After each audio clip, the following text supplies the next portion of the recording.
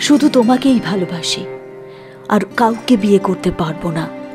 নীলের কাছে গিয়ে জানিয়ে দিল মেঘ। মেঘ যে আর তার স্ত্রী নয় এখন তা ভাবতে পারছে না নীলও। আচ্ছা বলুন তো, এতই যখন তাদের ভালোবাসা তখন তারা ডিভোর্স নিল কেন?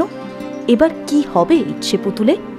মায়ের দেখা পাত্রকেই বিয়ে করে নেবে মেঘ, নাকি আবার মিল হবে মেঘের সঙ্গে নীলের? স্টার জলসার জনপ্রিয় ধারাবাহিক ইচ্ছে পুতুল ঘটনার ঘনঘটায় এই মুহূর্তে বেশ জুৎসই জায়গা দখল করে রেখেছে এই ধারাবাহিক। এই সিরিয়ালের সাম্প্রতিক পর্বগুলোতে চলছে টান টান উত্তেজনা, যার জেরে টিআরপিও বাড়ছে তরতরিয়ে।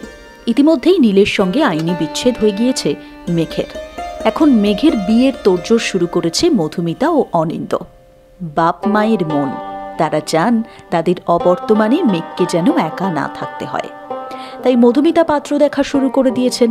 এদিকে অনিন্দর কোনো পাত্রই মনে ধরছে না। তার আশঙ্কা সেই পাত্র যদি শেষমেশ নীলের মতো হয়। মধুমিতা অনিন্দকে ইতিবাচক থাকতে বলেন মেঘ ভালো নেই। নীলের সঙ্গে সংসার সুখের হয়নি বলে এমনটা নয় যে কারোর সঙ্গেই সুখী হবে না মেঘ।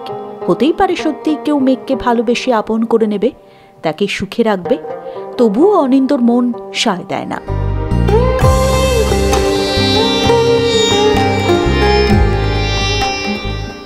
এদিকে নীলের ঠাকুমা হাজির হয় মেঘেদের বাড়ি। আগেই দেখেছেন নীল আর মেঘকে আবার এক করতে চান তিনি। কিভাবে তা করা যায় তার উপায় খুঁজছিলেন। একবার অন্তত মধুমিতার অনিন্দকে তাদের বাড়ি যাওয়ার অনুরোধ করেন নীলের ঠাকুমা। প্রবল অনিচ্ছা সত্ত্বেও যেতে রাজি হয় অনিন্দ।